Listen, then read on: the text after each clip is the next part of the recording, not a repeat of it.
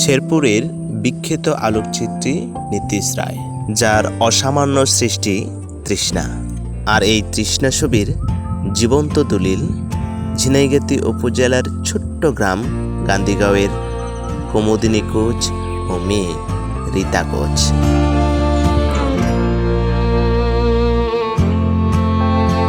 ছোট্ট, নিরিবিলি, অথচ এই গ্রামেই বসবাস করছে 1982 সনের আন্তর্জাতিক ইয়াকুল্ট পুরস্কারপ্রাপ্ত তৃষ্ণা ছবির মা ও মেয়ে।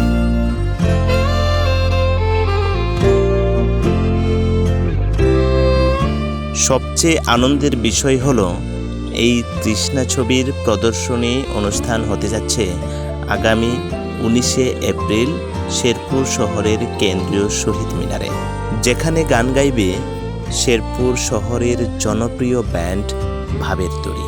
চমকপ্রদ সেই অনুষ্ঠানের দাওয়াতপত্র হাতে নিয়ে আজ তাদের বাড়িতে শেরপুরের সাংবাদিক, শিক্ষক ও গবেষক।